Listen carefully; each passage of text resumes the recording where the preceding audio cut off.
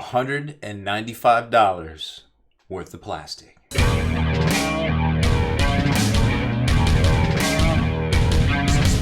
Spiky bits. So today's video is a tale of two giants. We have the new GW Mega-Gargant for $195 and the Kings of War Simply Giant for, I think, $35 is his retail price. That's what I got it for off Amazon, and I'm okay with that price for sure for doing this video.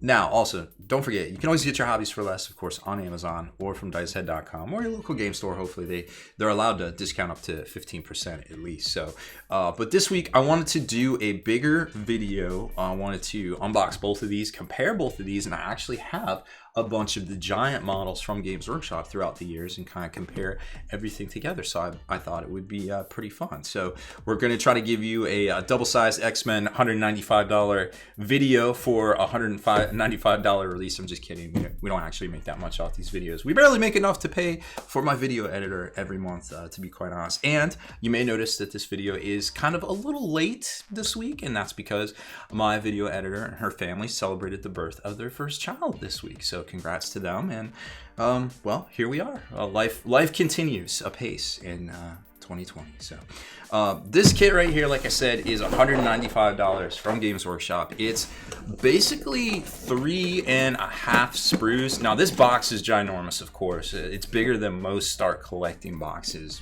believe it or not. It doesn't have the fancy inside tray, character tray, like we've seen with like Teclis and some of the other characters there.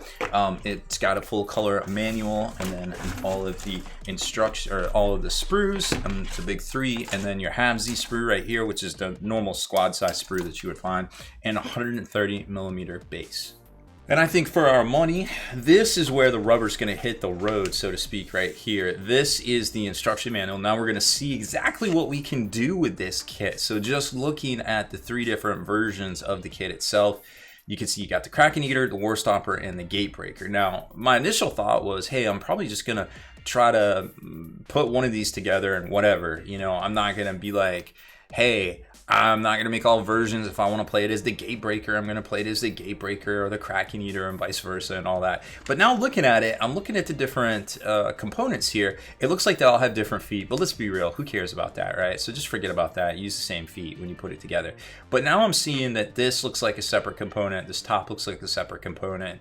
The arms look like separate components here for these two, but then over here it looks like the Gatebreaker has in red its own pieces, but it uses this arm of the War Stomper and this arm of the Kraken Eater. So it looks like only this can be assembled by itself, this can be assembled by itself, and then the other ones have to have parts of each other on them. So I don't know how that's going to mitigate, but we're going to take a look at it here in a second. So assembly wise, it just looks like you're going to have a bunch of hollow spaces inside of here. So whatever version you make, you're going to start here, go all the way across, and put the belly together, put the shoulders together. Now the shoulders, if I was going to magnetize this, that might be where I'm looking at to see what exactly we can do right there. And then you choose which one you want to do from here. And it looks like some of them have the different feet, and some of them have, well, they all have a different head assembly, which you can see right here. So that's kind of interesting. Now, what I do like about this, just noticing, hey, they're like, hey, put all this crap on his belt. And normally that's all we get in an instruction manual from GW, and it's a little off-putting and sometimes hard to line up. But it looks like they give you really good front end, this looks like an isometric here, views of where exactly they go, and it almost looks like they almost have these little spaces to lock in. So I want to look under these belly and in these areas here and see if there's space, and that's where all their little trinkets go, and we'll check on the other ones too. And then it looks like they got some other parts that go across the belly here, and then the different arms. Everything's hollow, which is good for magnets if we can get to that point. Still don't know if that's a actuality yet. And then you've got, now this is interesting, so it looks like the neck goes around the stuff. This kind of reminds me of the Troggoth Hag with a much bigger version of this on her back. And then it looks like the sword goes through here, everything lines up, And then you put the arm coming out, so don't forget the arm, it looks like, and it's got this random like headpiece. Interesting. And then the top piece goes onto here for the Kraken head. Have a bunch more stuff everywhere. I guess this dangles from the back. And they have more specifics here. I really like how they're getting very specific with the views. That's very good, especially on this kit. And it looks like you're just supposed to use these arrows and just kind of cut them down and stick them in kind of wherever. That's cool. And it looks like there's random pieces in different places, so definitely keep an eye out for that. So here's the War Stomper. Now, how does this work? So they did the same thing. They put it around, but then it looks like there's stuff at the bottom of his belly right there, and there's stuff here. So I think they leave the same sections open, and they just tell you to put some different parts, and it looks like there's things all around the back, and there's things all around the back. So something tells me there's going to be some slots there to line up to kind of check out, and then more stuff around the belly. Then the arms go together. Remember, this club, I think, was one of them that it uses the midsection for one of the other versions. And then the head assembly here, I believe those are Beast Claw Raider parts. Dun dun dun. And more stuff back here. That attaches to the Beast Claw horns. Face goes on like that, random. Just put a crow here, or hey, cut the arrows and stick them on. I don't know, maybe there's divots in the model itself, but that is rather ambitious. I hope there's spots there, so we'll keep looking. And then the gate breaker goes together very much the same way. Different feet, put all the parts around on the bottom, all around the belt, so that's kind of cool that lines up. So we'll check the parts to see how that's going to look. And then I like his head the best out of all of these, so I'm kind of torn. I really want to find a way to make this work with the least amount of work, because if you're spending $195 on this kit, and now we know that the arms are hollow and that they form different assemblies, it is possible maybe that we could magnetize it. So I'm definitely stoked for that. Let's take a look at the sprues. Okay, first sprue, and I'm kind of curious to see how they do this, because I didn't notice that, oh, there is a sprue C. Okay, so there's a sprue C, there's a sprue A. Okay, that's good. So I definitely like it when they do it that way. It just seems to make it easier to find stuff. So this seems to be the Gate Crasher, or the War Stomper, excuse me. This is mostly the War Stomper? It looks like the War Stomper. So again, a lot of the parts are face up. This is like what we saw with the Necron, Silent King, and all the new Space Marine releases. All of these parts are pretty much face up, and then you've got the bottoms to them, or the bottom halves. So it's almost like GW has kind of revolutionized, or at least changed up their miniature design. Whereas, keep in mind, the sprue lines that you're going to have to trim, all the flash, are going to be on this plane. So when you look at a sprue, anything that is on this plane is going to have sprue lines, right? And now, if you look at this, a lot of these things glue together at those points where there would be flash and mold lines and things like that. So they've actually, just by doing this and making it the easier to build, as I like to call it now, not easy to build, this is not push fit, they've made it so where you don't have to do as much work to clean these up, which is really cool, except for, in the case of the Silent King, which took 6 hours to build, because I don't know why. They just didn't do a good job designing the duders. Check out my video on that. I have lots to say. But getting back to this, I do like on something this big that you're not going to have all these crazy sprue lines everywhere, and all your gaps are going to be filled if you use, of course I don't have it here, but that super thin Tamiya cement that I use on everything, including plastic models. Maybe not to glue it down to the base, but everything else I would probably do here. So this is really cool to see. Lots of big open areas right here on the insides, which I think are going to lend themselves very nicely to some 5/16, maybe 1/4 inch magnets. We'll find out here very shortly. And then here's the body. Okay, so they have kind of like a body with all the different feet. Wow, those are really big feet. And all the different torso components, it looks like. The chest up here, where's the back? There's the back. And all these different flags and different parts that kind of go on things around the back. And again, the bottom is the bottom. It's the bottom half. So these are all halvesies, so you won't have to trim as much flash and things like that, which is really cool to see that they're doing this. And then here's the executioner, maybe? I don't know. This is a crack. This is probably a combination of both, because there's War Stomper, there's cracking bits. So got a lot of stuff on here. No shortage of detail. That's 100% for sure.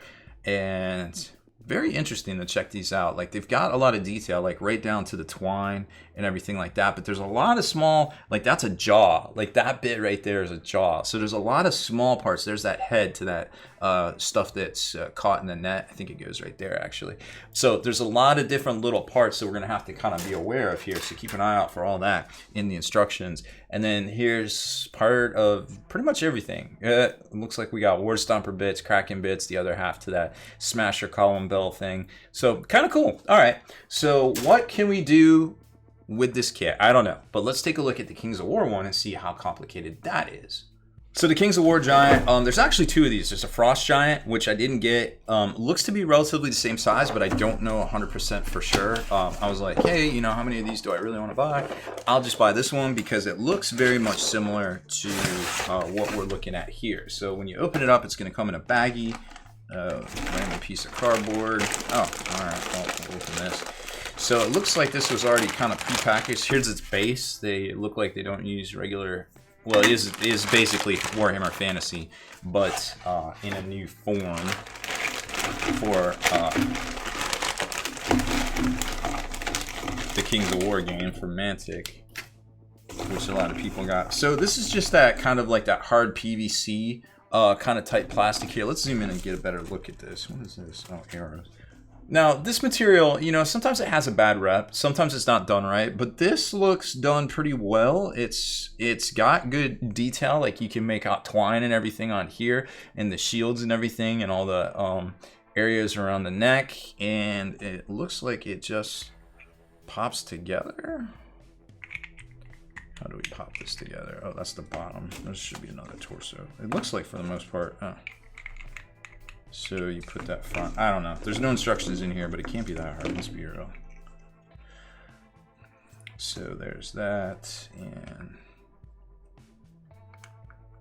definitely going to be some gaps. That's for sure. Okay, so that pops in like that. So that's the legs, and then the legs pop into. Okay, I'm getting it. So this looks like this goes on here. Yep, it sure does. So there's going to be a little bit of gapping. If you ever have gapping like this, plastic putty from Vallejo, you get a tube of it. It's like $8. You can get it at Hobbytown, Amazon. There are links in our product page down there. Hey, it looks like Fabius Bile. But that stuff will really help you kind of fill those gaps, and it doesn't recede or anything like that, and you can wipe it away pretty easily. I like the socket. I like this socket right there. That's pretty cool. And then the legs look like they... Oh, okay, cool. So this is... These just socket together. Neat. All right. Well, that is like basically half built at this point. So for $35, I feel like, you know, it's pretty well detailed. It's got some gapping issues, but not to be unexpected for this material. And it goes together pretty much for the most part like a dream. And that is no joke. So we're going to finish this and then come back and compare the two. Okay, so check this out. We've got the Giant assembled. Went together very quickly, very easily. To be quite honest, it is very hollow on the inside, so you want to make sure you have your glue game on lock because you don't want any of this to fall apart. It would be like a Cadbury Easter egg or one of those big chocolate bunnies at Easter time that you take one bite into it and it just kind of crumples apart. Good analogy, I hope. Anyways, what I did discover was that the shoulders actually slot into this part. They literally snap in. You see these two studs, or these two knobs, whatever you want to call them, slots. It literally slots in, snaps, and it's good to go. And then you can actually take the head, whichever head you want, and that, for the most part, slots right in and snaps. It doesn't quite snap, but it's pretty sturdy. You might want to put like a little piece of blue tack or something. So in theory, and I didn't build all the versions, you could build all the tops and then they just they slot onto the shoulders and you're good to go. And you could actually paint these separate and then just kind of have them doing their own thing and building all the and then build up all the arms. So what we did was we followed that diagram. I don't know where the instructions went, but they gotta be here somewhere. Can't be too far. Well, yeah, apparently they're far enough. Where it was color coded. So here's the War Stompers club, and all we did was put a little 5/16" magnet in there. I had an extra one in there, but it doesn't need it. Now, in hindsight, I probably would have moved that more to the center. So don't make the same mistake as me. Just try to center that as best as you can, and then center your I had to do two little 1/4 inch magnets right here, but realistically 1 5/16 inch in the center would do just fine, and then that way you wouldn't have as many problems with, you know, it not lining up correctly, because I put this back here and then I put these in here and I was like, that doesn't line up. So center it 100% and you're good to go. This one, same thing. I should have centered it, but hey, you know, I made a little mistake there, but you can not make that mistake. Now you're probably wondering, well, hey, I saw all those parts were hollow. How did you get those magnets to get in there so flush? And the answer is, I just took an extra, and of course I don't have any here, and I was like, Rob, don't forget the extra sprue so you can show people, and I did. You just need a little extra bit of sprue that you literally clip off the sprues that it comes with. And I just made a little T, like a little like T with a, instead of like an I-beam, like a T. And then I glued it on the inside there, and I left enough space to put the magnet. So it's actually got a little kind of, we'll call it rebar on the inside right there, actually supporting the magnet at the top. Which, now some of these you do drill out, like I don't think any of these, but some of the hands you can actually drill into. And some of these smaller hands, I used a 3/16 inch magnet, but for the most part I used 1/4 inch magnets on the end of the arms and the hands themselves. So this is kind of like the configuration that you end up having to magnetize because of the way that it does. So you've got these two arms that are their own separate pieces right here, just like we saw in that diagram that was color coded.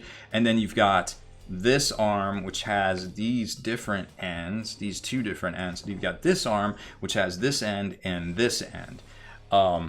And then you can basically just magnetize all of those. And here is the little cheat sheet. I'll put it up here so you can get those magnets. Now I put 6 magnets right here because they're 1/4 inch, but maybe you want to go 3/16 magnets on some of the smaller hands, which you could do, and there's nothing wrong with that. But just be aware that you're going to need at least 6 magnets of 1/4 inch and at least some 3/16 for the smaller ones. I put it all 5/16 for the tops of these right here. So you got 1, 2, 3, 4, and the arms and shoulders. Oh, because in the shoulders, I also should have put 5/16 inch magnets, which I didn't. I should have drilled that out, and I should have made that one fat magnet to line up with these perfectly centered, because what happened was it got a little bit of torque on this, unfortunately. But no big deal. It all worked out in the end.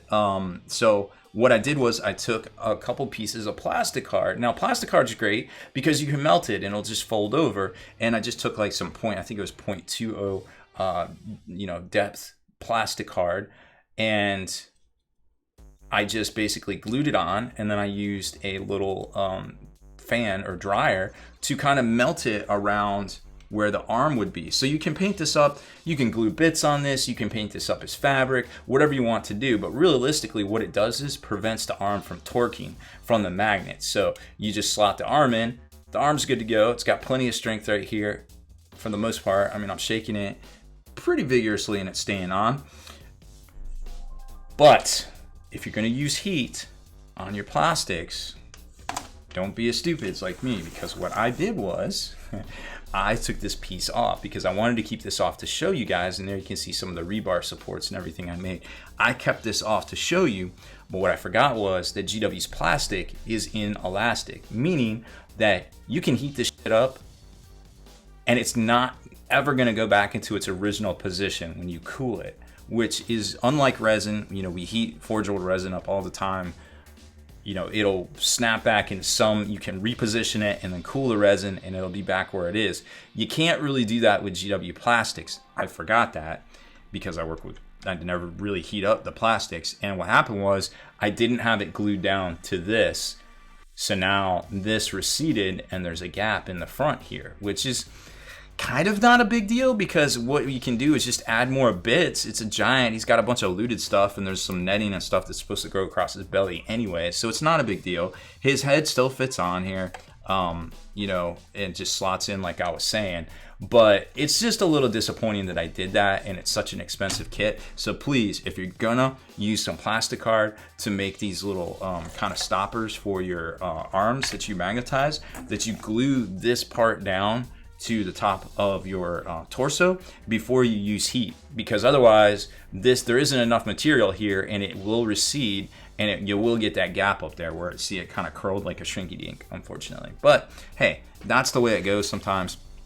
A little frustrating, but it still slots in mostly the way it's supposed to on the back here. It still locks in pretty well. You just have this weird, strange Nurgle Seymour feed me gap on the front, which again, you can just put bits across. And I'm not, I was a little disappointed in myself at first, but now I'm just kind of like, it's fixable, so no big deal there. So here's the War Stomper.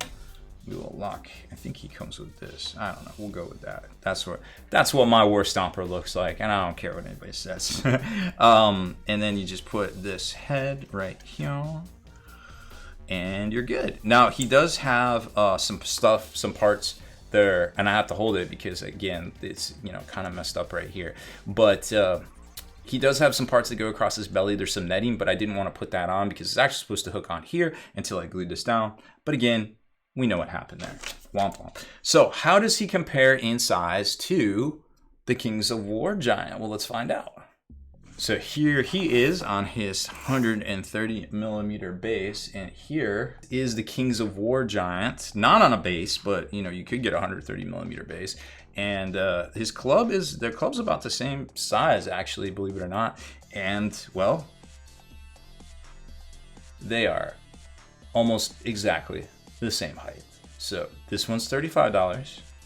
This one's $195. Again, please excuse the ginormous gap in his chest that I messed up. But regardless, I think it's pretty obvious the comparison here and how big versus the money this really is right here. So I mean, he definitely fits on a 130 millimeter base for sure. That's 100%. Now, how does he compare to some of the other giants through the age? Well, obviously you have the old man-eater Gargants. This is the giant model from 2005. I want to say it came out in 2005, give or take.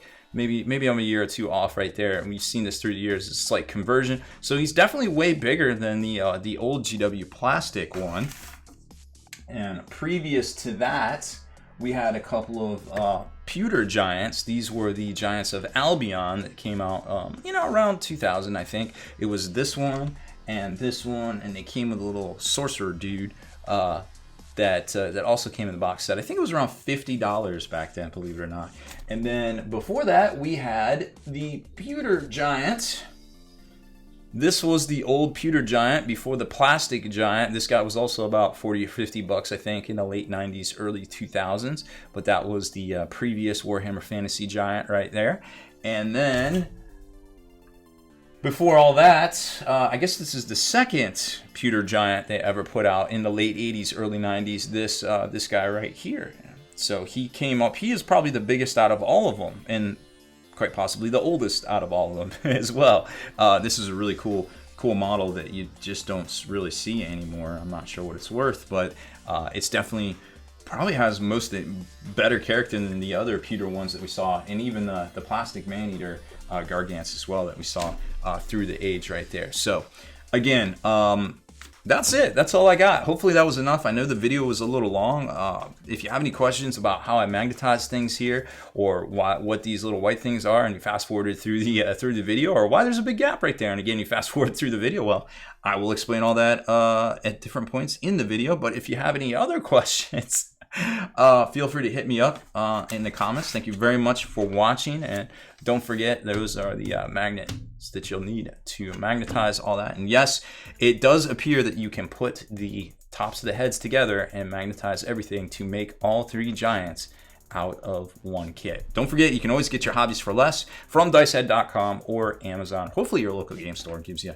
a discount or a little bit right there. But before you jump over to those platforms, make sure you hit that subscribe button and turn on notifications so you can be the very first to like and comment on all our videos.